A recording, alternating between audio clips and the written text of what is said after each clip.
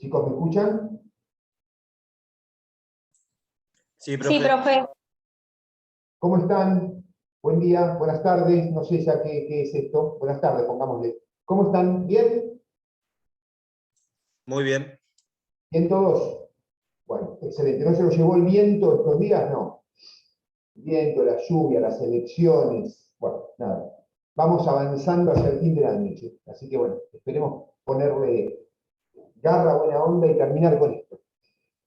Bueno, chicos, vamos a hacerla lo más corta posible. Vamos a silenciar esto.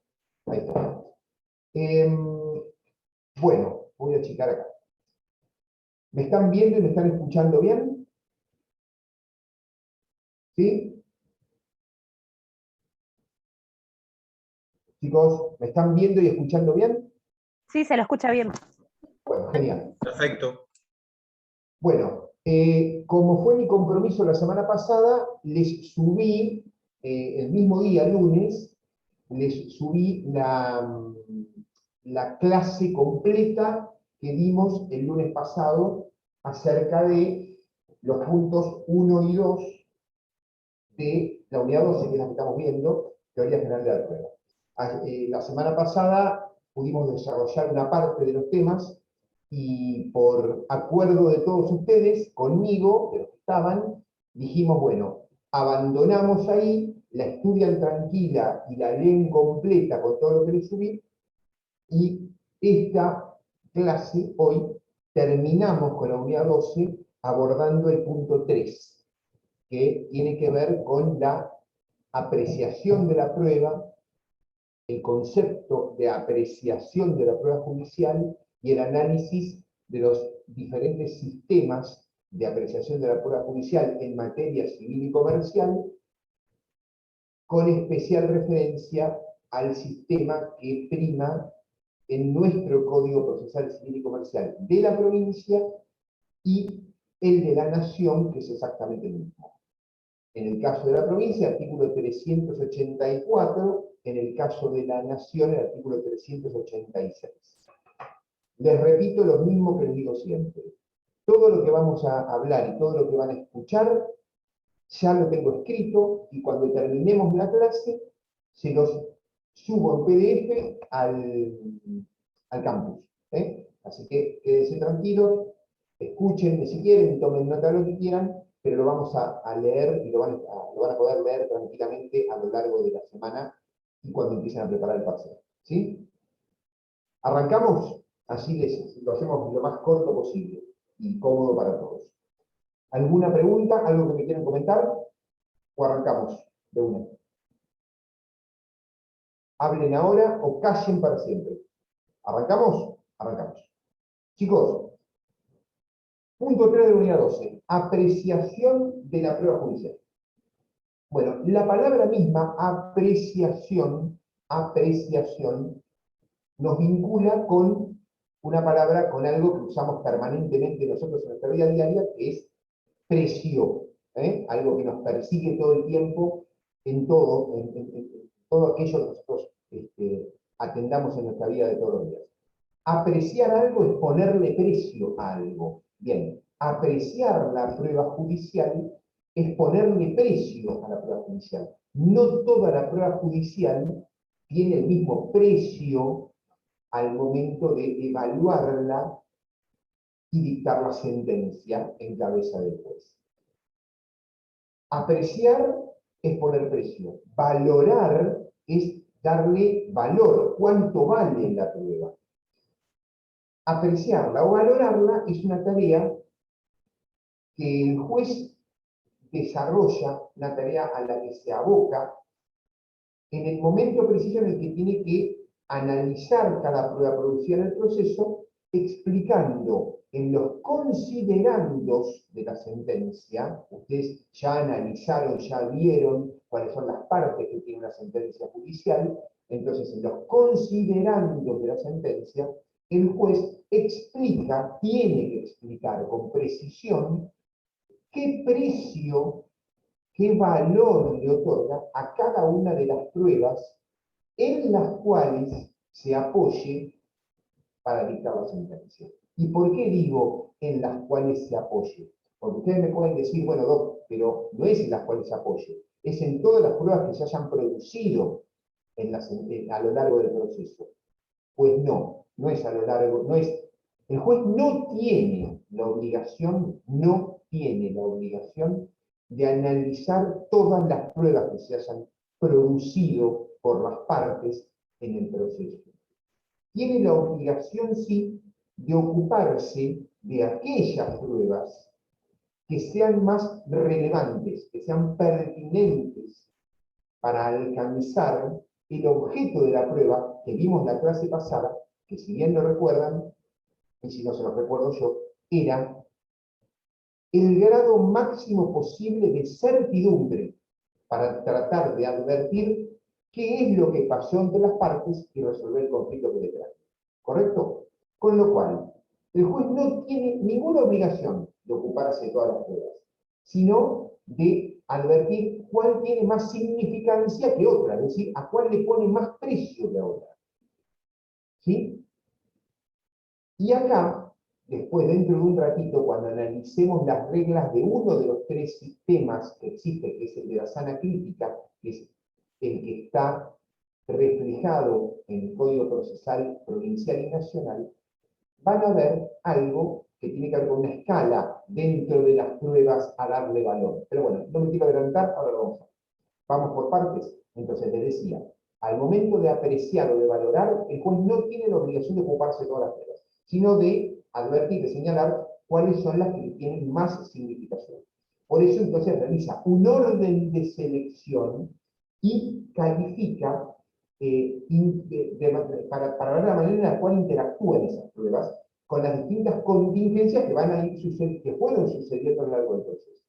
Pero toda la prueba colectada en el expediente, toda tiene que ser apreciada en el conjunto por un principio elemental, que es el principio de la unidad de la prueba. La prueba tiene que ser apreciada en unidad. No tiene que ser apreciada por completo, pero sí tiene que ser apreciada en la unidad. Es decir, después no puede dejar de investigar las pruebas producidas, las tiene que considerar en la unidad que esas pruebas le producen, pero no tiene la obligación de analizar puntillosamente cada una de ellas. Tiene que reflejar las que sean más pertinentes y hasta tiene la posibilidad de desechar algunas pruebas. Y acá les meto un tip en algo que a lo mejor ya han hablado con algunas de las doctoras, y si no lo hemos hablado conmigo, que tiene que ver con, ustedes se acuerdan que hablamos del sistema hoy en el derecho civil y comercial de la provincia, que tiene que ver con lo que se llaman las audiencias preliminares o audiencias de investigación a la cual los jueces, en virtud del Convenio Justicia 2020, tienen la posibilidad, no la obligación, es la posibilidad de convocar. Cuando una parte plantea la demanda y la otra parte contesta la demanda, y existen hechos controvertidos susceptibles de tener que ser probados, el juez civil y comercial tiene la posibilidad, no tiene la obligación todavía, pero sí la posibilidad, y de hecho lo hacen, de convocar a las partes a una audiencia previa al proveimiento de las pruebas, para que abogado del actor, abogado del demandado y juez se sienten frente al expediente ya sabemos que en este caso digital, y analicen las pruebas que se han ofrecido y les da la posibilidad de desechar alguna prueba que en función de los dichos del actor y en función de los dichos del demandado no sea necesaria proveer. Es decir, limpiar un poco la mugre de la prueba y dejar exclusivamente para ser proveídas aquellas pruebas imprescindibles para el buen desarrollo del proceso probatorio, para que al juez le sea en el futuro más sencillo analizarla y poder dictar la sentencia con mayor certeza y seguridad jurídica en función de los hechos que puedan quedar definitivamente probados. Una pregunta, profesor. Te escucho. Y a partir de ese momento, entonces las partes es que producen la prueba. Claro, es decir, primero, el paso procesal inmediato posterior a la contestación de la demanda, en el caso en el cual se advierte la existencia, insisto, de hechos conducentes y controvertidos, como vimos la semana pasada, la parte actora, generalmente la parte actora, pide la apertura a prueba del proceso. Lo puede hacer también la parte demandada, pero generalmente lo hace la parte actora. Al pedir la apertura a prueba del proceso, dada la existencia de hechos conducentes y controvertidos, el juez, si advierte la existencia de hechos conducentes y controvertidos, decide que los autos se abran a prueba.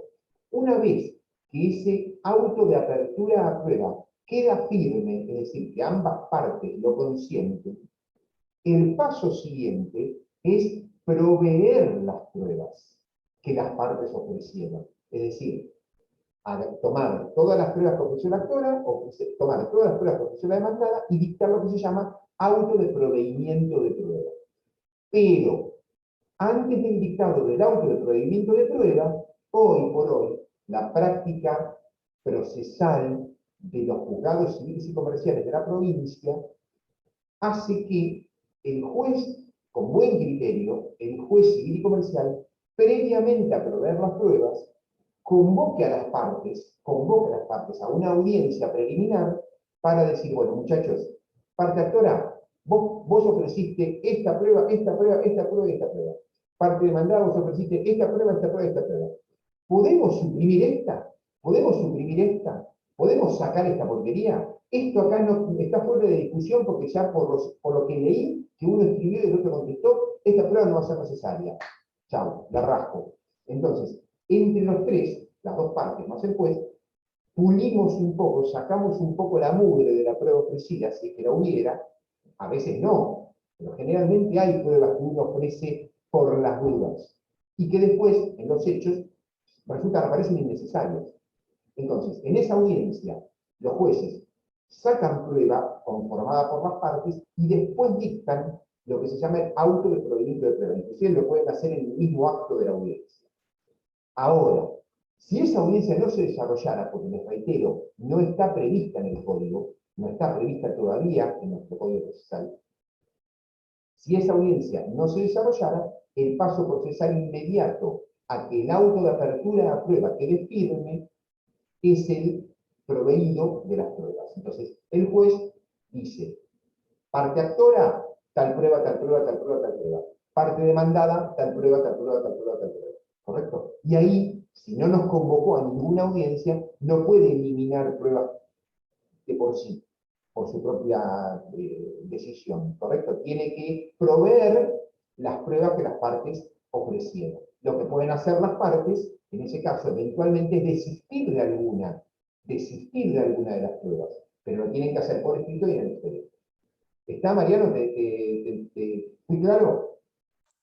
Sí, sí, entonces, una vez que se ofrecieron los medios y el juez seleccionará en base a la pertinencia o a la idoneidad de la prueba, una vez ahí recién se empieza a producir la prueba, entonces. Exactamente, exactamente. Perfecto. Las pruebas tienen que estar detalladas en un auto judicial que se llama auto de proveimiento de pruebas.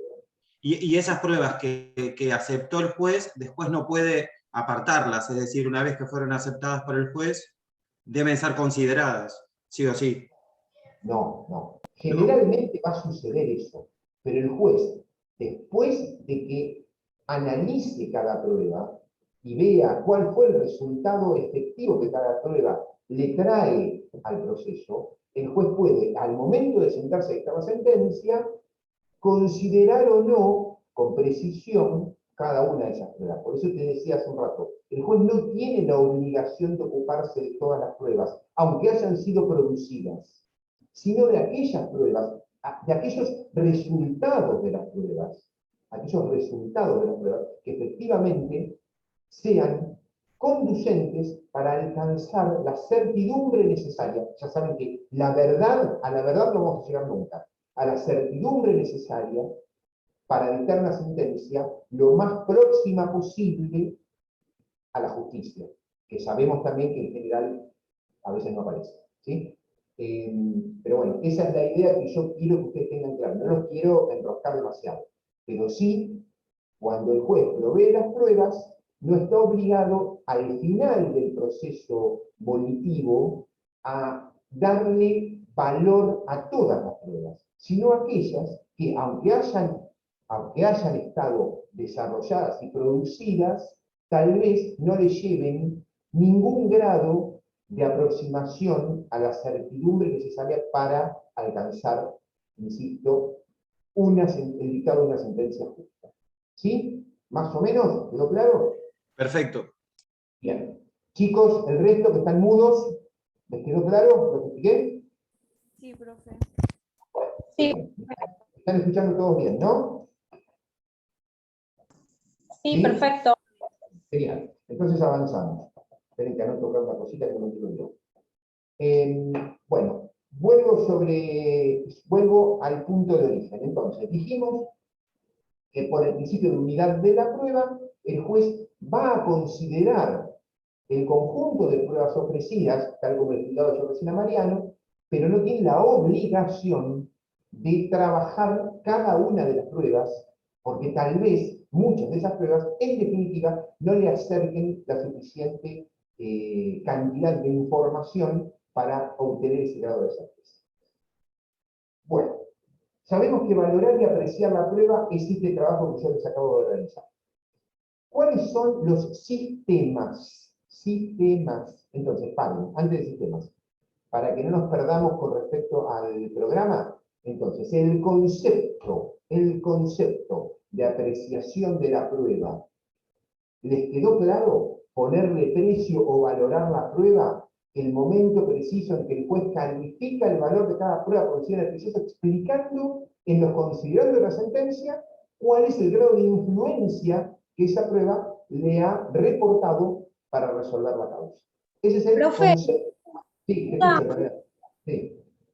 Entonces, lo que hace el juez, o bueno, tribunal, es analizarla en unidad, en conjunto, la analiza, o sea, analiza todo, y después de ese todo, determina cuál es la más pertinente, que es la que lo lleva a él a lograr la certidumbre, y ahí sí. Las que lo van a llevar.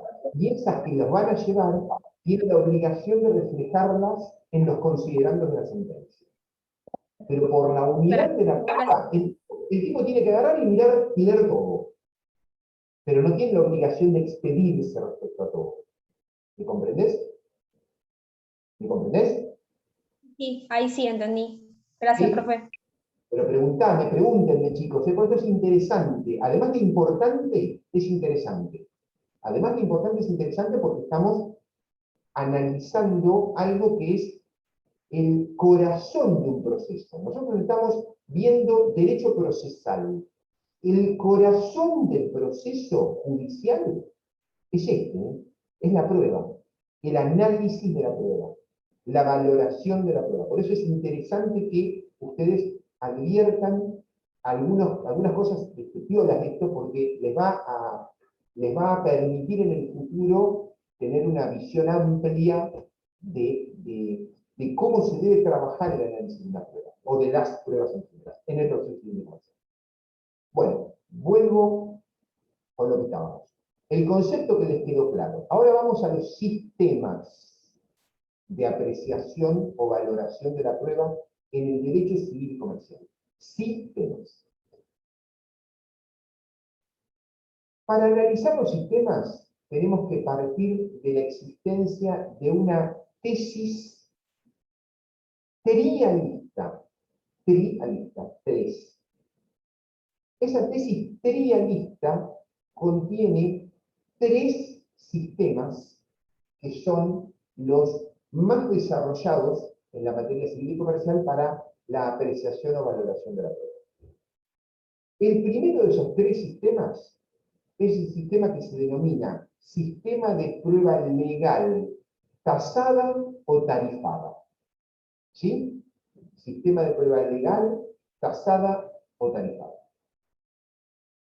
¿Qué le sugiere este título? ¿Qué le sugiere este título? Prueba legal, tasada o tarifada. ¿Le sugiere alguna idea? La ley misma le otorga directamente el valor a la prueba, o sea, Bien, qué peso va a tener. muy bien, Antonio. Espectacular, genial. Me alegro que lo tengas claro. Espero que todos los chicos también. El sistema de prueba legal, tasada o tarifada,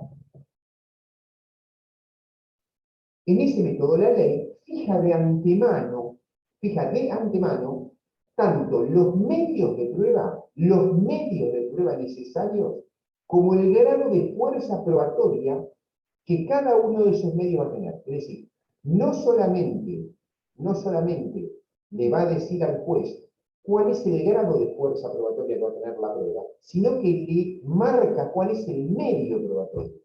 Ojo, las dos cosas, el medio probatorio y la fuerza probatoria de el tipo de prueba que se vaya a desarrollar. La ley se lo establece.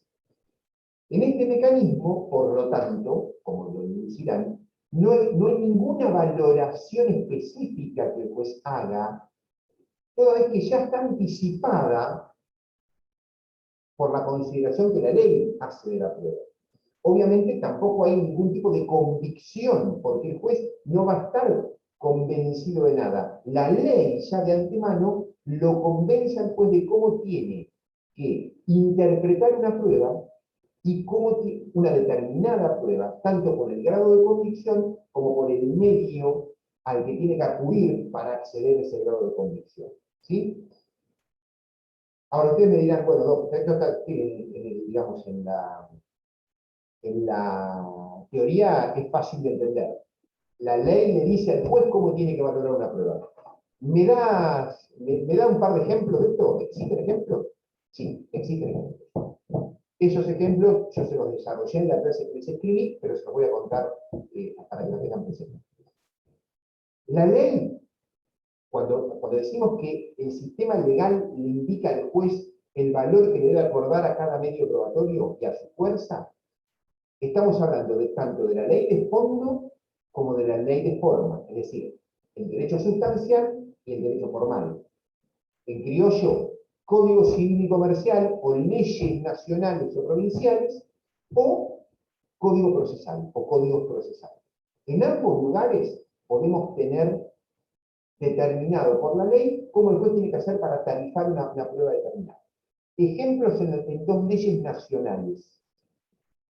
Primer ejemplo, la ley 24.557, que es la ley de riesgos del trabajo. Un juez laboral, un tribunal laboral en este caso, o un juez civil en el caso particular en el que tenga que evaluar por alguna razón un accidente de trabajo, a ese juez solamente le corresponde verificar que el accidente de trabajo que le traen a consideración se haya producido por el hecho del trabajo o en ocasión del trabajo, sin importarle ni poder analizar cómo sucedió ese accidente de trabajo o qué grado de culpa pudo haber tenido el accidentado. ¿Correcto? Es decir, si al juez le traen un accidente de trabajo en el cual el accidentado perdió este dedo o perdió esta mano, el juez va a tener en la ley tarifado cómo tiene que apreciar la pérdida de este dedo o la pérdida de esta mano por parte del trabajador. No le importa, solamente le importa, lo único que tiene que acreditar es que ese accidente de trabajo sucedió en hecho o en ocasión del trabajo. No puede analizar si el obrero metió la mano en la moladora y perdió el dedo de la mano, si no tuvo ningún tipo de imputación de culpabilidad, si la tuvo toda, salvo alguna circunstancia muy particular, que le pueda permitir al juez apartarse de eso. La ley de riesgos del trabajo le marca al juez con claridad y con imposibilidad de moverse cómo tiene que apreciar ese medio y cómo tiene que tarifar esa prueba. ¿Sí? Tenemos otro ejemplo en otra ley nacional que es la ley de seguros. La ley de seguros, en sus artículos 5 y 37 también establecen cómo tiene que el juez valorar la reticencia informativa por parte del asegurado, es decir, cuando el asegurado le esconde información a la compañía de seguros, por alguna razón, o cómo tiene que valorar la agravación del riesgo asumido por el asegurado. ¿Cómo lo tiene que hacer? ¿Cómo dice la ley que lo tiene que hacer? Lo tiene que hacer exclusivamente a través de prueba de peritos, a través de informes periciales. El juez no puede analizar ni la reticencia del asegurado para informar, ni la agravación del riesgo asumido, no lo puede hacer a través de ninguna otra prueba que no sea prueba de peritos. Con lo cual, la ley le marca el medio probatorio y le va a marcar naturalmente cómo tiene que apreciar ese medio probatorio con los resultados de la tesis. ¿Está claro? Ahí les di 2 ejemplos de leyes nacionales de prueba legal o tarifada. Ahora les voy a dar 3 o 4 ejemplos de prueba tarifada en el Código Procesal nuestro, el que estamos estudiando. Artículo 79, inciso 2 del Código Procesal. 79, inciso 2 del Código Procesal. Está dentro de un subcapítulo que se llama beneficio de litigar sin gasto. Ustedes ya han visto alguna cosita. ¿Qué le impone la ley al juez? Le impone la ley al juez que para poder analizar y conceder un beneficio de litigar sin gastos, es decir, que una parte no se ve obligada a pagar tasa y sobretasa de justicia, o costas, si perdieran, el juez no puede conceder ese beneficio sin un mínimo de 3 testigos. 3 testigos. Mínimo 3 testigos. Con lo cual, prueba tasada si las hay. El juez tiene que tener un mínimo de 3 testigos, no de 3 pericias, no de 3 confesiones, no de 3 informes, no, 3 testigos. Si no hay 3 testigos, no hay prueba para el beneficio de litigar sin gastos. Podemos tener pruebas adicionales, pero si la única prueba que hay es prueba de testigos, esos testigos tienen que ser 3. No pueden ser 2 ni 1, 3. Pueden ser 10, pero como mínimo tienen que ser 3. ¿Sí? Prueba tasada. Segundo ejemplo de prueba tasada en el Código Procesal, el artículo 679, que está dentro del proceso de adquisición de la propiedad por el paso del tiempo. Usucapión, para los que ya dieron reales, si es que los dieron, o están por dar reales en algún momento. La usucapión, dice el artículo 679 del Código, la usucapión no podrá probarse solo mediante la declaración de testigos.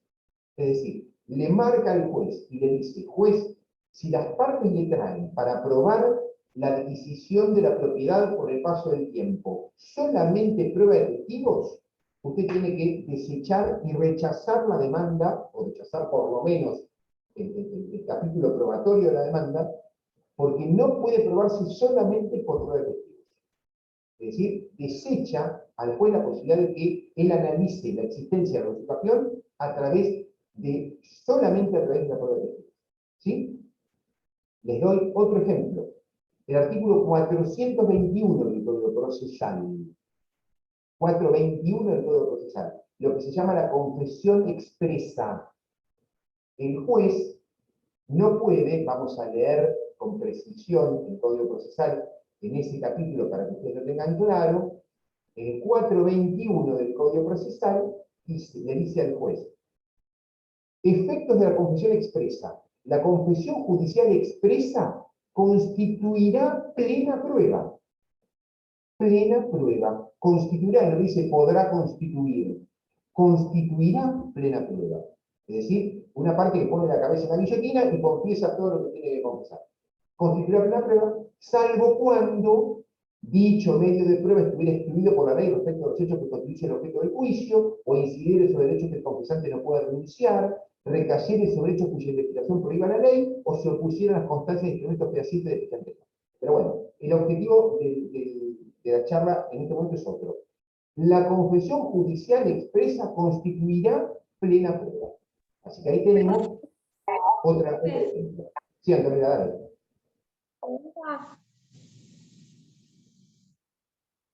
Bueno, entonces ¿Me escucha ahí? Sí, dale.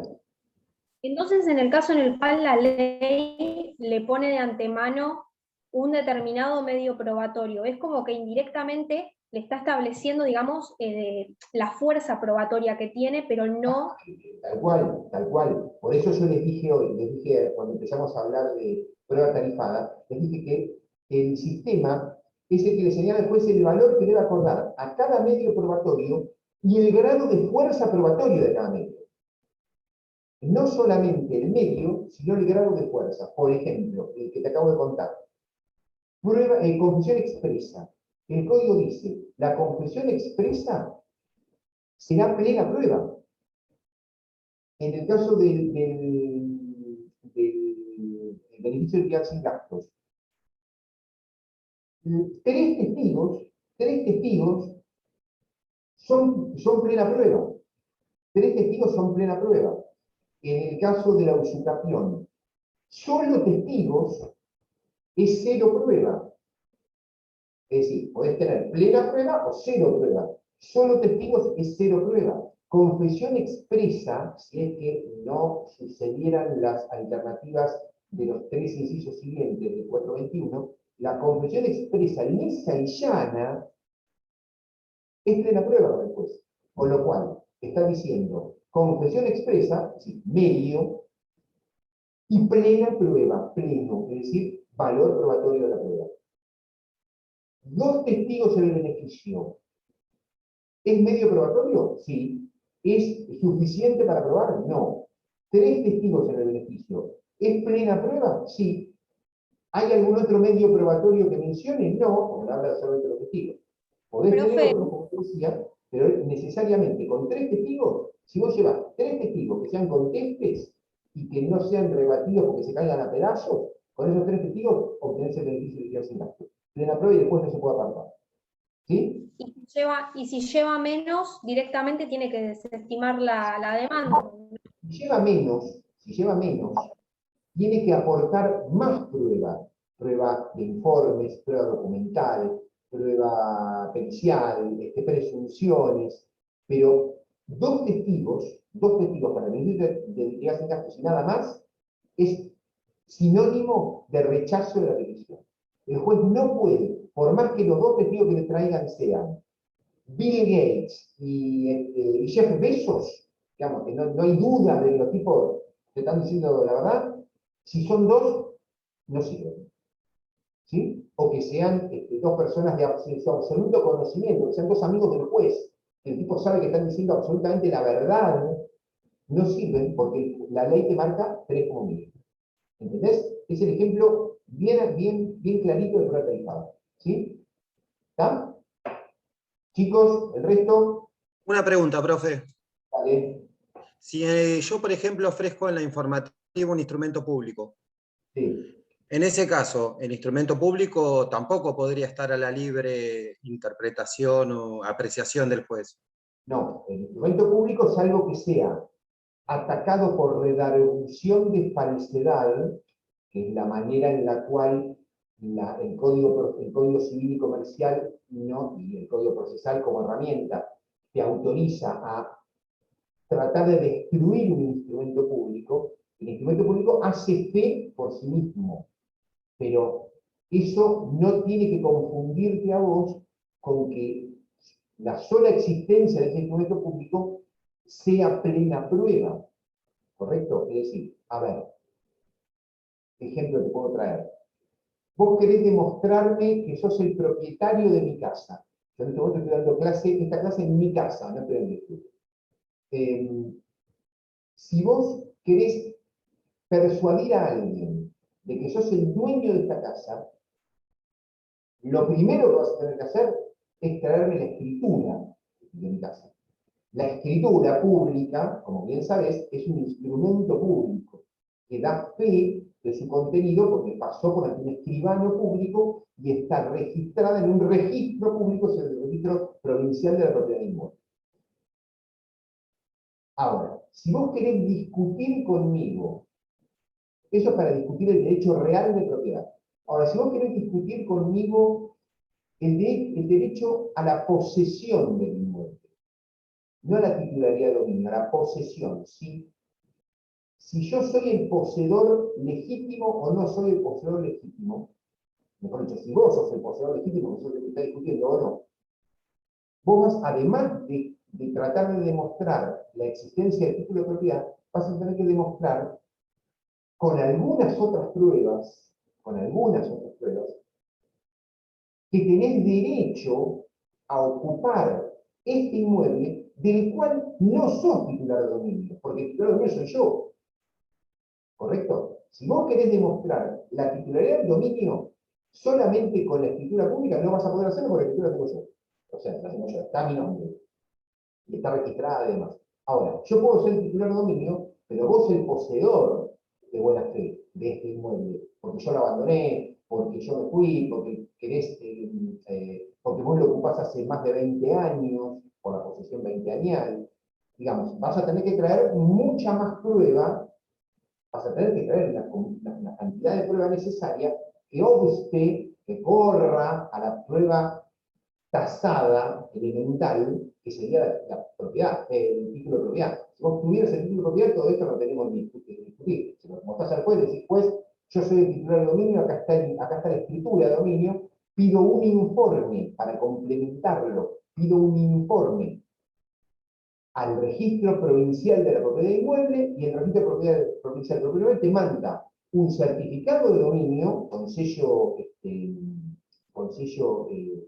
fecha cierta, y se terminó la discusión. Ahí sí, el instrumento público opera como prueba tasada. En ese caso, operaría como prueba tasada, pero solamente en ese caso. Y es muy difícil que vos pretendas discutir la titularidad de dominio a partir nada más que de la demostración documental de la escritura pública. Si vos estás discutiendo por alguna razón mi titularidad de dominio, es porque o estás en posesión, como te decía yo recién, o no sé, no se me ocurre alguna otra circunstancia por la cual evidentemente tengas que munirte de más pruebas, porque la prueba automática de la titularidad de dominio la demostras con el instrumento público al que referíamos recién.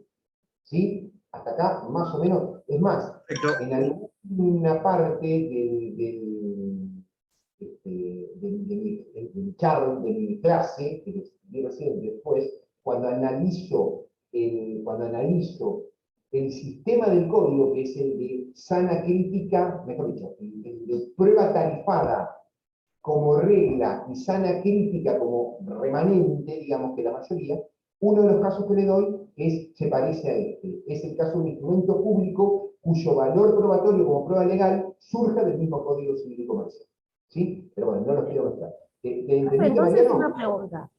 Sí. Dale, En, Mariano. en principio sí sería, digamos, en un instrumento público una prueba tasada, digamos, más allá de las pruebas que tenga que presentar además para poder seguir, digamos, probando la situación. Pero en principio sí, un instrumento público es una prueba tasada, que sí o sí debe tomarse. El instrumento público es indiscutible si vos lo acompañás y lo tenés, digamos, y además lo complementás con una prueba informativa, por ejemplo, si además tenés la posibilidad de sumar una prueba informativa que lo respalde, es suficiente. Porque, a ver, un instrumento público, volvemos al principio, la escritura pública. Si yo voy a contestar una demanda y voy a ofrecer, en la que estemos discutiendo de una titularidad de dominio, y voy a ofrecer como prueba la escritura pública de un inmueble, primero y principal, chicos, lo que todos los propietarios tenemos cuando compramos un inmueble no es la escritura pública. Esto, yo no sé si ustedes ya vieron notarial o vieron reales, pero bueno, se los explico rápidamente. La verdadera escritura pública, ¿dónde está? ¿Ustedes saben dónde está lo que llamamos la escritura pública? En el registro de la propiedad. No, no está en el registro de propiedad. ¿Dónde El está la escribano la verdadera tiene. escritura pública? ¿Dónde? El escribano la tiene en el El protocolo. escribano, en su protocolo notarial, tiene los folios originales en los cuales se plasmó el texto que refleja la escritura pública. Está en custodia del escribano. El escribano, ustedes saben, es un fedatario al cual la provincia, en este caso, le ha concedido la posibilidad de dar fe de los actos que pasen por ante él. Entonces, para no complicarnos, la escritura pública, el único que la tiene es el escribano, ¿correcto? Lo que nos dan a nosotros, los compradores de un inmueble, es lo que se llama un primer testimonio de esa escritura pública, ¿sí? Firmado por el escribano, con sello del escribano, Pero lo que nosotros tenemos guardado en nuestra casa o en la caja de seguridad o donde se nos ocurra, no es la escritura pública, es un testimonio de la escritura pública. Entonces, si yo quiero demostrar la titularidad de dominio de un inmueble y me la están cuestionando, o al revés, inicio yo un juicio por alguna razón en el que estamos tratando de generar pruebas respecto de la propiedad de un inmueble, yo voy a acompañar el testimonio de la escritura pública que tiene el escribano tal, ¿correcto? Pero solamente ese testimonio no va a ser suficiente, porque justamente es un testimonio. A ese testimonio yo voy a acompañar en papel, en copia, manteniendo el original para mí, y si después lo quiere, lo bajo y se muestro. Ese testimonio de escritura va a tener que ser acompañado a nivel probatorio por un pedido de informe al registro de la propiedad inmueble de la provincia, en el cual consta la información que el escribano público le remitió oportunamente informándole que en su protocolo notarial está la escritura número tal, de fecha tal, pasada por ante él en determinados folios, en los cuales el doctor Guillermo Vicente y fulano de tal hicieron una operación de compraventa inmobiliaria respecto de un inmueble identificado catastralmente bajo número tal, matrícula tal, del partido de General Pueyrredón, provincia de Buenos Aires. Insisto, el instrumento público no lo tengo yo, el instrumento público lo tiene escribano. Si por alguna razón no alcanzara con el ofrecimiento del informe que le estamos pidiendo al registro de la propiedad, bueno, ahí sí habrá que llamar eventualmente como testigo al escribano para que el escribano venga al proceso y diga si en el protocolo notarial del año tal, tomo tal, folio tal, que obra en su poder, está la escritura pública número tal, no les quiero repetir con esto, ¿está? Entonces, instrumento público como prueba tasada, en el caso de los inmuebles, hay que complementarlo con un informe. Habría que buscar, o sea, yo no lo tengo ahora acá en mente, en todo caso lo charlamos la semana que viene, habría que buscar algún ejemplo que el Código Civil y Comercial puro nos indique respecto de algún otro instrumento público. Por ejemplo, me viene a la cabeza, ahora me viene a la idea. El acta de nacimiento.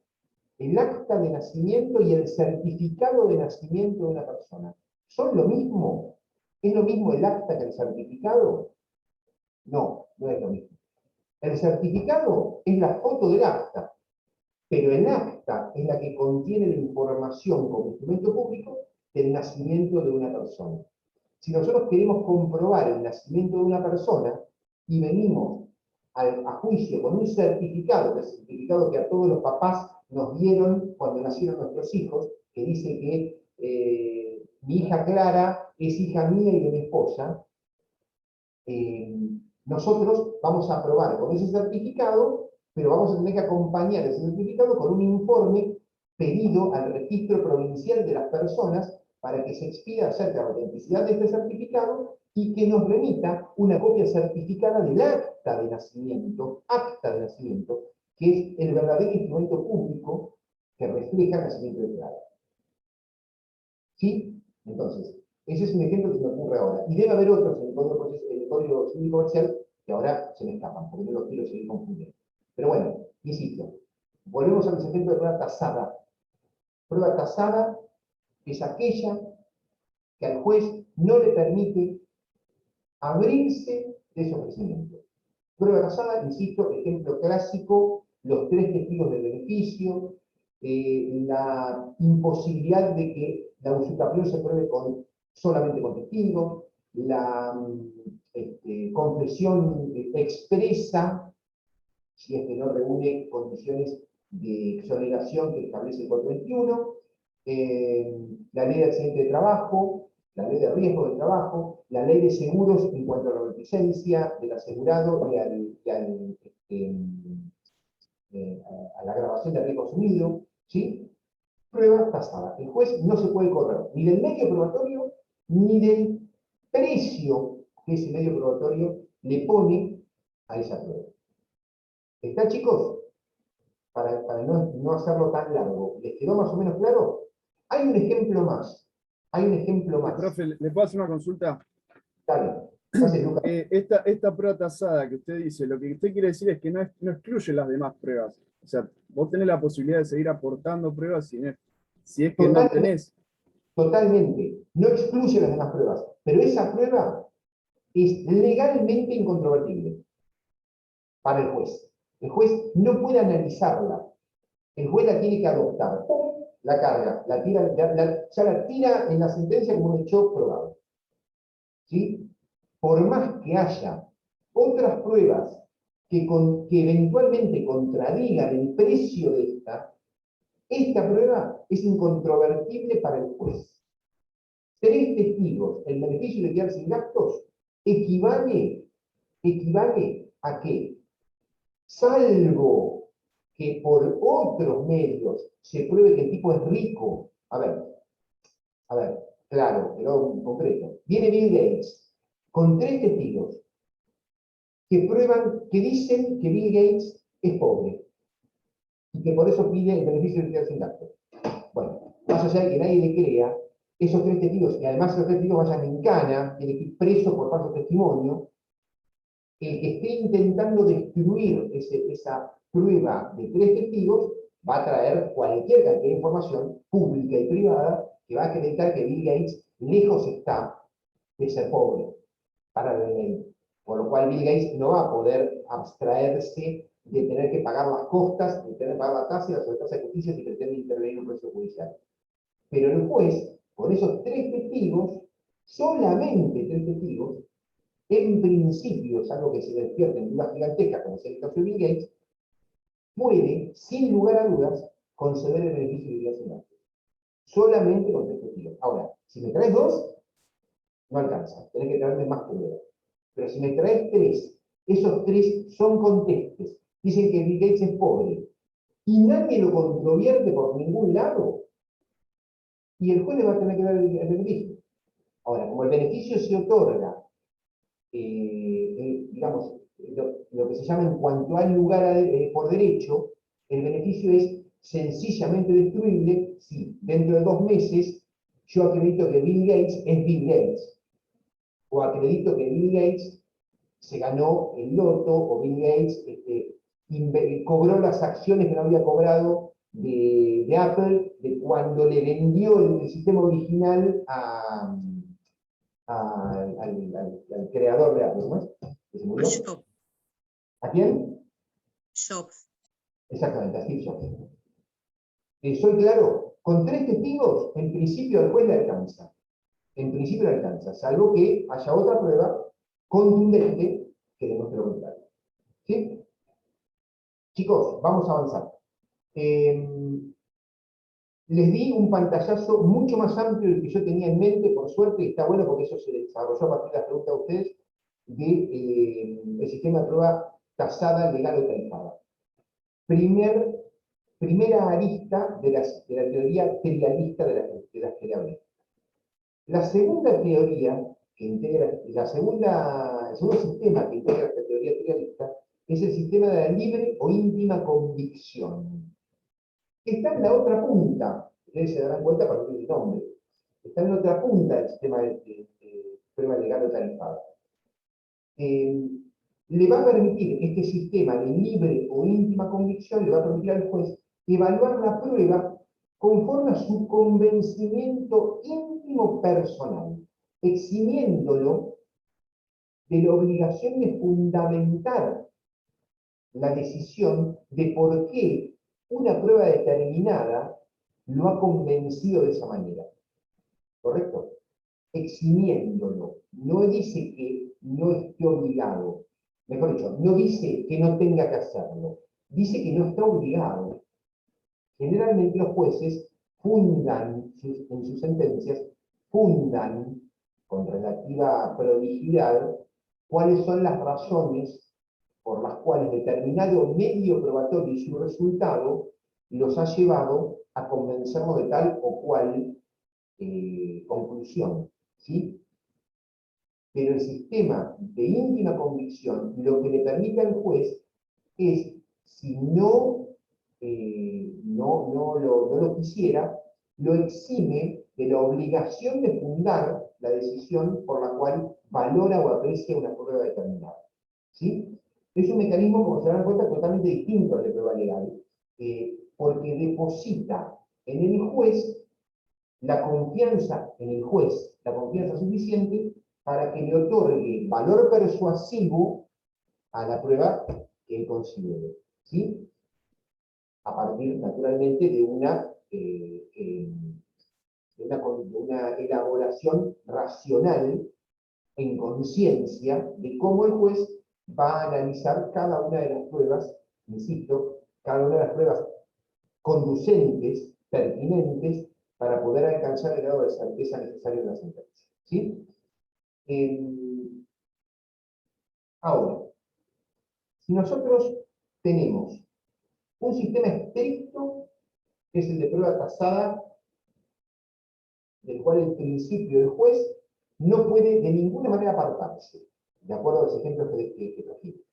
Y en el otro extremo tenemos un sistema que se llama de libre o íntima convicción, por el cual los jueces no están obligados a explicar el razonamiento volitivo del análisis de conciencia que hacen frente a cada prueba. Les doy un ejemplo concreto. Los jurados legos en los juicios por jurado. Los 12 que se reúnen, insisto, no es proceso civil comercial, ¿correcto? Estamos hablando de proceso penal.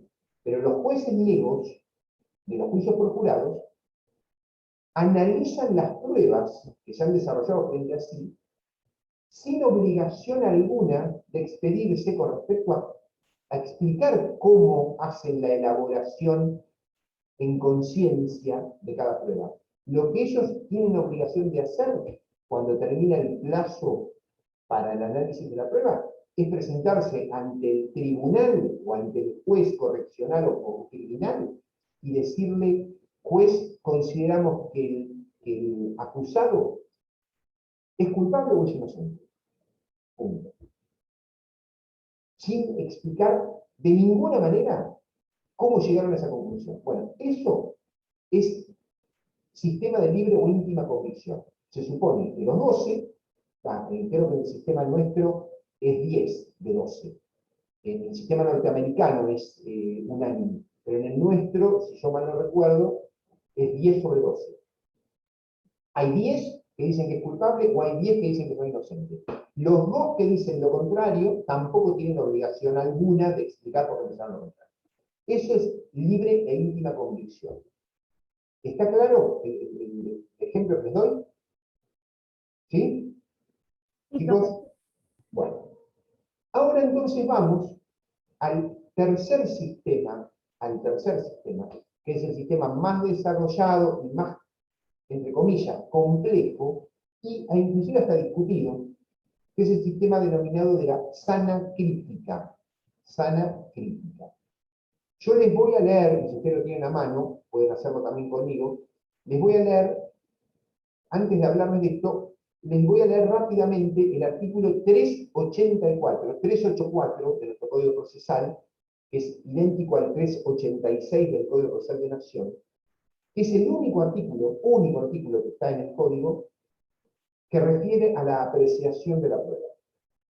¿Qué dice el artículo? Dice, salvo disposición legal en contrario,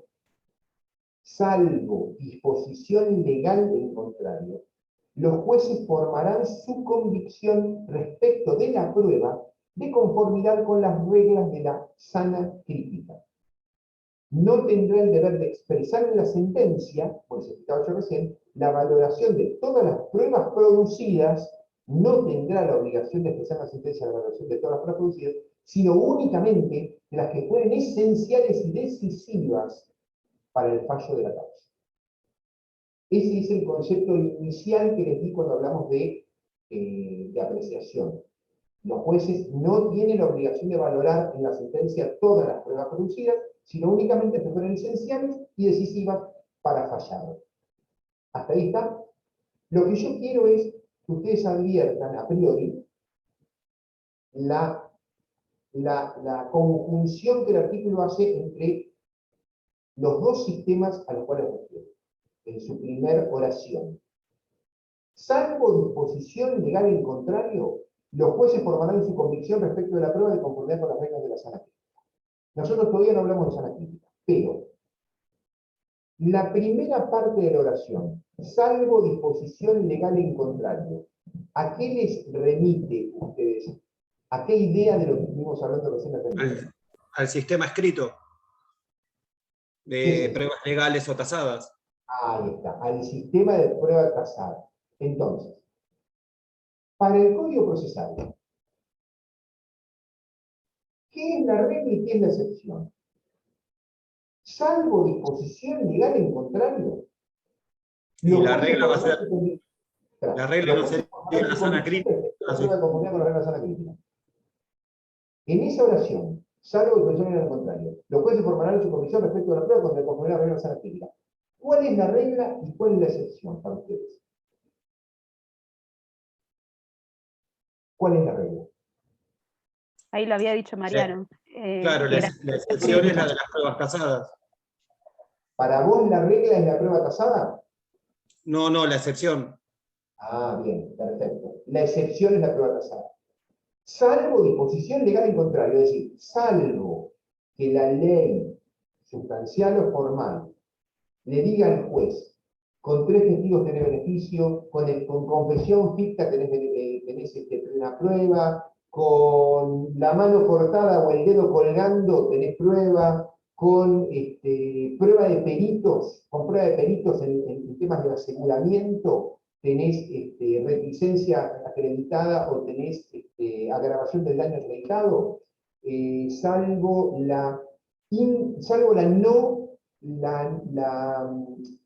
salvo que no haya negativa expresa por parte del demandado de los documentos que yo le haya atribuido como propios en la demanda, 354, inciso 1, eso también es prueba tasada, me olvidé de comentárselos. Si yo, al contestar una demanda, no niego categóricamente y desconozco categóricamente los documentos que la actora me atribuya en su escrito de demanda, si yo no hago eso, para el juez eso es prueba tasada. Es decir, esos documentos que yo no desconocí quedan por imperio de la ley automáticamente reconocidos. Y eso para el juez, en el día que se sienta a dictar la sentencia, es prueba tasada. Bien, salvo esos ejemplos de pruebas tasadas, los jueces formarán su convicción, dice el código, respecto de la prueba, de conformidad con las reglas de la sana crítica. Bueno, ahora nos vamos a la bendita sana crítica. De entrada yo les digo algo. Ya hemos hablado de este muchacho, Hernando Davis Echandía, procesalista colombiano, monstruo del sistema probatorio americano. Yo coincido total y absolutamente con Davis Echandía. Davis Echandía dice, esto de la teoría trialista es un verso. Acá no hay 3 métodos para analizar la prueba, o para valorar, mejor dicho, la prueba, y apreciarla. No hay 3, hay 2, muchachos. Tasada, tarifada, legal o íntima convicción. La sana crítica, que ahora vamos a analizar en qué consiste, es un sistema inventado al solo efecto de confundir a la gente. Dice David Cichandía textualmente, lo van a leer en la clase. No hay sistemas mixtos. O el juez tiene libertad de apreciación o no la tiene. No existe libertad a medias, dice David Cichandía. Desde esta perspectiva, la sana crítica, dice él, y la libre convicción serían meramente dos nombres para el mismo método.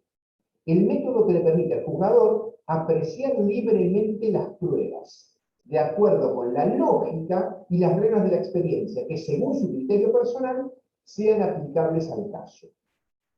¿Por qué dice esto de Cichandía? Porque a la sana crítica al método, al sistema de la sana crítica, se la pretende diferenciar del método de la libre o íntima convicción a partir de conferirle al juez la libertad de evaluar libremente la prueba mediante el uso de la lógica y de su experiencia personal. Lógica y experiencia personal. Esa es la definición del sistema de sana crítica. Es más, les cito dos definiciones interesantes de sana crítica que se asemejan entre sí. Una es la de Arasi. Arasi nos dice que el sistema define la sana crítica como el sistema que concede al juez la facultad de apreciar libremente la prueba, pero, libremente la prueba, es decir, libre convicción, pero respetando las reglas de la lógica y las máximas de la experiencia. Eso dice Arasi. Ahora vamos a analizarlo. Y la corte de la provincia definió a la sana crítica de la siguiente manera, diciendo que las reglas de la sana crítica son normas de lógica, otra vez la lógica, que operan en el criterio personal de los jueces, o bien que son reglas del entendimiento humano, criterios de lógica no precisados en la ley, meras directivas señaladas al juez, cuya necesaria observación queda sometida a su prudencia, rectitud y sabiduría. Esto, más o menos, y agarrar el violín es lo mismo, para mí. Yo coincido plenamente con David Cichandía. Es decir, el juez, cuando analiza libremente la prueba, libremente el sistema de íntima convicción, siempre va a utilizar las reglas de la lógica y de la experiencia personales, porque están en él, porque es inevitable. Cada análisis de cada cosa que nosotros hagamos en nuestras vidas va a estar teñida de nuestra experiencia personal, en la que sea y en el ámbito que estemos, y si somos personas relativamente racionales, también vamos a aplicar ciertas reglas de lógica en ese análisis. Profe, Escucho. porque es como que el sistema de la sana crítica es como que establece a la lógica y a las máximas de las experiencias propias como algo universal, como algo que es parecido a todos los jueces. Tenés razón, es así, pero ¿sabés qué es lo que pasa? Que yo por eso coincido con el criterio de David Cichandía, por lo que te acabo de explicar. Las reglas de la lógica universal y de las máximas de la experiencia universal, tal como vos las citás, están en cualquier análisis no tarifado que haga el juez o que haga cualquier individuo frente a la necesidad de tomar una decisión en cualquier ámbito de su vida. ¿Me entendés? Me parece que inventar la sana crítica fue traerle confusión a un conjunto, a un sistema de análisis probatorio que con las dos grandes áreas, íntima convicción y prueba tasada, o prueba tasada e íntima convicción, estaban más que explicados, más que mejor explicados. Pero bueno, a ver, no lo inventó David Cichandía la sana crítica, no lo inventamos nosotros, no lo inventó nadie. A ver, el concepto de sana crítica viene, y acá yo se lo cito en algún momento, desde la ley de enjuiciamiento civil española de mediados del siglo XIX. Es decir, no lo inventamos nosotros, el concepto sana crítica. Es un proceso de racionalización que arrancó como la miércoles, porque empezó muy mal en su momento, cuando la prueba era lo que se le ocurriera al juez, le gustara o no le gustara a quien fuera, hasta poder obtener una cierta lectura racional de la evolución de voluntad que el juez tenga para analizar una prueba. Por eso es que en este sistema se rige por la lógica y por la experiencia. Ahora, ¿qué es la lógica para el sistema de sana crítica? ¿Es la lógica cartesiana que estudiamos cuando estábamos en quinto año o sexto año del colegio, o cuando estudiamos filosofía del derecho? Estamos hablando de sistemas, la lógica aristotélica, ¿se acuerdan todo eso? La lógica aristotélica, la lógica cartesiana, Nietzsche, todo ese tipo de cosas. No. La lógica que el juez tiene que aplicar, la lógica que el juez aplica, en verdad, que sostiene la decisión que tome cuando evalúa prueba a partir del sistema de sana crítica, esa lógica, nos dice un jurista argentino que se llama Fernando Bárbara, lo cito acá, nos dice que la lógica que persigue la sana crítica es la idea que nos gobierna todos los días a nosotros y a nuestros semejantes, cuando ante cualquier hecho común y silvestre concluimos, pero es lógico, pero lógicamente. Bueno, ese lógicamente que nosotros decimos comúnmente frente a cualquier hecho, esa es la lógica que la sana crítica le requiere al juez para analizar, para apreciar o valorar la prueba de su sentencia a partir de la sana lógica. Y experiencia, la experiencia personal del juez, lo obliga a utilizar aquella experiencia personal, insisto, personal, que cualquier individuo tiene frente a la necesidad de tomar una decisión cualquiera.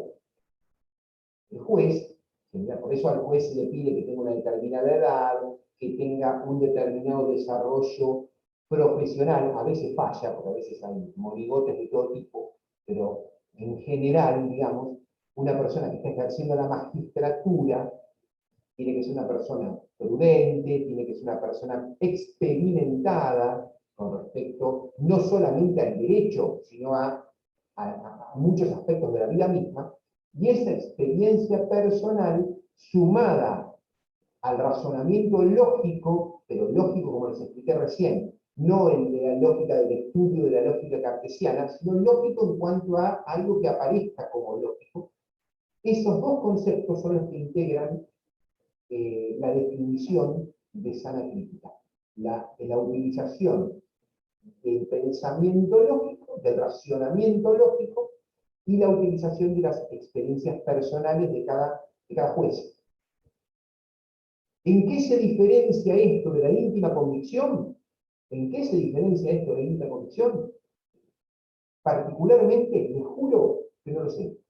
Yo no lo sé. No sé en qué se diferencia. No sé en qué se diferencia esto de las definiciones que yo les di hace un rato de íntima convicción, donde el juez necesariamente, frente a la libertad que tiene, analiza las pruebas sin la obligación de fundamentar la decisión. Sin tener la obligación de fundamentar la decisión, como si la tiene en el caso de la prueba tasada. Donde tiene que decir prueba tasada, entra. Ahora, hay una serie, como es vidrioso el sistema de la sana crítica, por estas cuestiones que yo les acabo de mencionar, hay un procesalista que yo les mencioné hace un rato, Enrique Falcón, en la Argentina, que estableció una especie de catálogo, de decálogo, que no son 10, de decálogo de reglas que tiene que seguir un juez para poder apreciar la prueba en base al sistema de sana crítica. Esas reglas son las siguientes. Primera, solamente se prueban los hechos alegados en tiempo y en forma, dice Falcón. Ya lo sabemos. Segundo, los hechos por probar deben ser hechos controvertidos. También lo sabemos, digamos, no estamos agregando nada nuevo. Tercero, corresponde aplicar primero las reglas de prueba tasada, sean tales o provengan de la prueba legal. También lo sabemos, si hay prueba tasada, la prueba tasada excluye a la sana crítica. Cuarto, es necesario ordenar los medios de prueba, dice Falcón, en una graduación estática que nos presente los que son más fiables que otros. Esto sí es importante. Y tienen que ser más certeros. Prueba documental, prueba informativa, prueba confesional, prueba pericial, prueba testimonial. ¿Cuál de esas 5, les parece bien que ese sea el orden frente al cual el juez, con lógica y con experiencia, tenga que dar poner primero en la escalera a unas que a otras, en este orden? Documental, informativa, confesional, pericial, testimonial.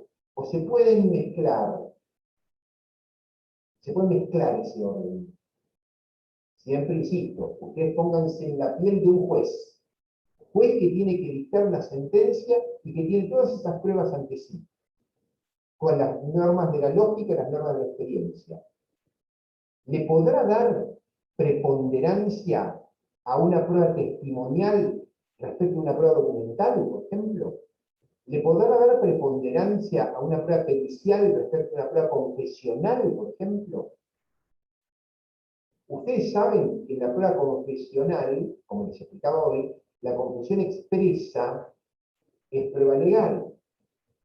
De esa prueba no se puede apartar. Esa confesión expresa, ¿puede ser más importante que una prueba testimonial que diga lo contrario? Bueno, todo esto hace que el juez, salvo, insisto, los aspectos de prueba legal, tenga que tener naturalmente ciertas normas de lógica y de experiencia personal para darle un marco de mayor certeza a un medio probatorio que a otro medio probatorio. ¿Sí? 2 o 3 reglas más que nos cita Falcón. En función de los hechos de la causa, hay que buscar por medio de la faz dinámica de la prueba los medios idóneos correspondientes a cada hecho.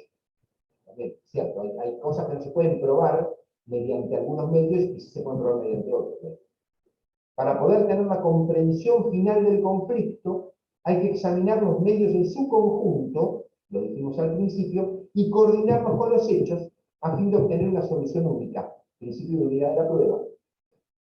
Cuando los restantes elementos no sean suficientes, lo vimos en la clase pasada, aparecen las presunciones. Las presunciones, 163, inciso 3, del Código Procesal. Y como última vía, para determinar los hechos, resultan útiles las reglas de la carga de la prueba. Finalmente, si todas estas reglas nosotros las tomamos en cuenta para darle un marco a la sana crítica, seguimos un poco en el aire, porque las reglas de la sana crítica siguen siendo un poco difusas. Lógica y experiencia nos dicen las definiciones. Esa lógica y esa experiencia, en realidad, como les estoy tratando de demostrar, no se diferencian demasiado de la íntima convicción. Entonces, investigando un poco, encontré un artículo muy interesante de 2 autores que yo no sé, no pude determinar si son, presumo que son padre e hijo, presumo que son padre e hijo. Jorge Luis y Marcos Zunino. Jorge Luis y Marcos Zunino escribieron un artículo que se llama Apreciación de la prueba en el proceso civil y comercial, que está publicado en la ley. Yo acá les cito la fuente, les cito el artículo, todo. Estos autores nos dicen que la regla del sistema de la sana crítica, así como está planteado, así como se los he contado hasta acá, chicos, ¿ustedes se durmieron o están vivos? ¿Están vivos todavía? ¿Me están escuchando bien? Estamos. Listo. Profe, Ya vamos terminando, no se aburran. Ya estamos terminando. Con esto les voy a poner la frutilla del postre para que adviertan que siempre cuando uno quiere, le puede encontrar una vuelta más de tuerca a los temas. El sistema de sana crítica, dicen estos dos muchachos, Jorge Luis y Marcos Zunino, para agregarle algo que realmente pueda ser diferenciado de la libre apreciación, de la íntima convicción, nos traen dos elementos. Ellos incorporan al análisis del sistema de sana crítica, le incorporan dos elementos que me parecieron interesantes, tan buenos. Además de la lógica y además de la experiencia, para analizar la prueba, estos hombres, estos juristas, nos dicen que uno de los elementos que hay que considerar se llama peso probatorio. Es decir, el juez, cuando se sienta a analizar bajo la regla de sana crítica, a apreciar las pruebas producidas, además de la lógica, de la lógica común y de la experiencia personal, tendría que tener a la mano el análisis del peso probatorio. ¿Qué es el peso probatorio, dicen ellos? El peso probatorio, dicen ellos, que es la cantidad de elementos de prueba que existen para tomar una decisión al margen del resultado de esos medios probatorios. Es decir, ¿qué cantidad de evidencia se reunió por cada parte para tratar de convencerme a mi juez de que un hecho o una serie de hechos van a estar en condiciones de ser probados? Ese peso probatorio, esa cantidad de prueba, tal como yo les dije al principio de la clase, hoy, hace un ratito, esa cantidad de prueba puede ser podada, dijimos, ojo, podada por las partes y por el propio juez en la audiencia preliminar, en la audiencia de análisis de prueba, que, insisto, no está contemplada en el código, que los jueces la convocan porque tienen ganas de ayudar a que el sistema se saque basura, hojarasca del medio. Pero ese peso probatorio, aún podado en esa audiencia, cuando llegue el momento de dictar la sentencia, después lo va a tener que evaluar. Es decir, ¿cuál es la cantidad de evidencia que se produjo por cada parte para demostrarme que este hecho es A o este hecho es B? Bueno, dicen estos autores, ese peso probatorio forma parte de la sana crítica, del sistema de la sana crítica. Dicen estos autores. Y hay una segunda arista que estos juristas incorporan, además del concepto peso probatorio, que es lo que ellos llaman verdad dialéctica. ¿Qué es la verdad dialéctica? La verdad dialéctica dialéctica viene de diálogo, que lo saben, es el diálogo justamente que el juez, dicen ellos, entabla con los medios, con los elementos de prueba, que tiene frente a sí, y las versiones de la verdad que las partes le han ofrecido y que las partes han tratado de probar. Entonces, dicen los autores, si al juez lo sentamos con el artículo 384 del Código a dictar una sentencia frente a la cual, salvo la prueba tasada, tenga que sentarse a analizar y a valorar pruebas con el sistema de sana crítica, con las pruebas decisivas, únicamente las pruebas decisivas e importantes, el juez tiene que sana crítica, aplicar la lógica, utilizar su experiencia personal, analizar la cantidad de prueba que cada parte le aportó al proceso para tratar de convencerme de algo, y después ponerme a charlar con esa prueba, ponerme a charlar yo con esa prueba, y con las versiones de la verdad que esas pruebas tienen, que cada parte me trajo, para que con esas 4 condiciones, lógica, experiencia, cantidad de prueba de cada parte, y la verdad que yo le pueda descubrir a cada elemento de prueba que la parte me trajo, puedan finalmente dictar la sentencia en el marco, insisto, del sistema de sana crítica, que es el que establece nuestro Código Procesal y el Código Procesal de la Nación. Me pareció interesante contarles esto, porque no lo van a encontrar fácilmente en los tratados, no lo van a encontrar desarrollado adecuadamente en los procesalistas clásicos. Todos los procesalistas clásicos les van a hablar de lo mismo, de lógica, de experiencia, de diferencia, de diferencia. Bueno, me pareció interesante activarles este concepto para que lo incorporen como un dato lindo, como para saber que se le puede dar una vuelta más de rosca. ¿Sí? Con Profe, esto, sí, te escucho. Antonella, ¿me estás hablando?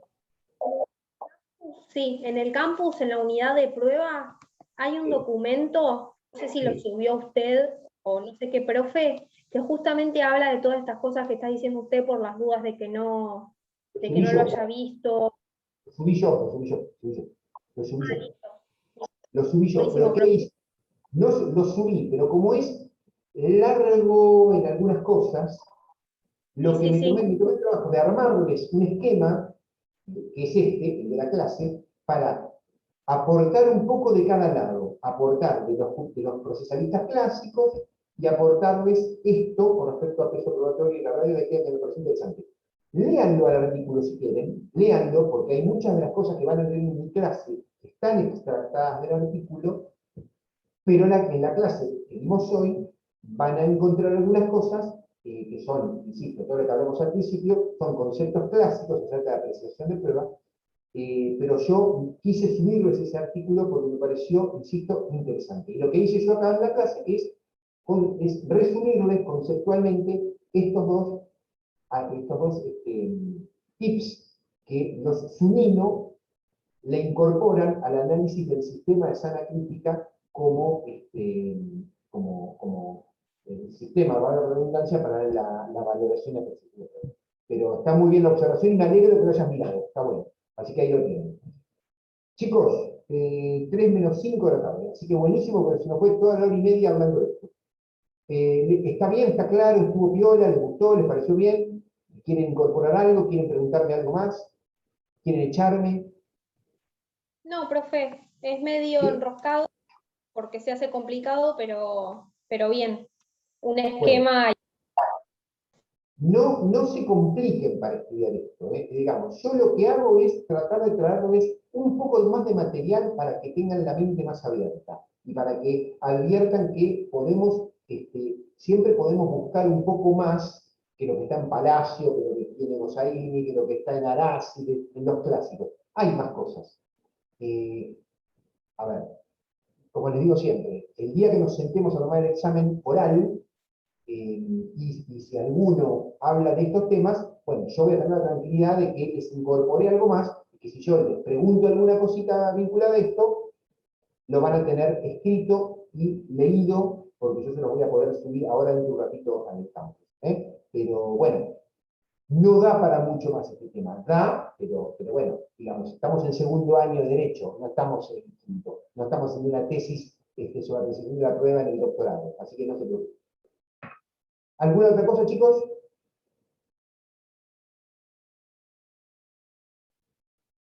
No, ninguno me habla, están enojados, se pueden acordar. Escúchenme, en principio nos quedan 2 clases. Nos queda la clase de la semana que viene, 22, y nos queda la clase del 29, antes del parcial. Así que, si quieren, la clase que viene, hacemos un repaso de algo, o hacemos algo al revés. Si alguno tiene dudas, me escribe, como siempre les digo, me mandan un correo y me escriben. O si quieren proponerme, ponerse ustedes de acuerdo, y proponerme que tratemos algunos de los temas de la unidad 8 o de la 12, que son las que yo vi, para este segundo cuatrimestre, y les quedó algo colgado, me dicen, me proponen, Doc, el lunes 20, ¿qué viene? El lunes 22, ¿podemos hablar de tal tema? Lo tenemos y lo llamamos, si les parece bien. Lo mismo el 29. ¿Parece Profesor, bien? disculpe, el 22 es feriado, no sé si tenemos clases igual. Ah, buenísimo, buenísimo. Ya fue. Qué lindo, es feriado. Listo, zafamos. Bueno, entonces nos vamos directamente al 29. Listo. Todo esto que les dije, en lugar de 22 y 29, lo hacemos 29. Ya está, hecho. Así que reunimos toda la información en ese mismo. Entonces nos queda una clase. Genial. Listo. Me quedo tranquilo porque les llegué a agotar los temas a tiempo. Y no como me pasó el cuatrimestre pasado que me quedé a mitad de camino. ¿Está bien, chicos? ¿Sí? Profe. Sí, profe. Pórtense bien. Gracias. Entonces, escríbanme por lo que necesiten. Y si no, nos vemos en 2 semanas. ¿Sí? Chao, Gracias, profe. profe. Muchas gracias. Nos vemos. Pórtense bien. Chao.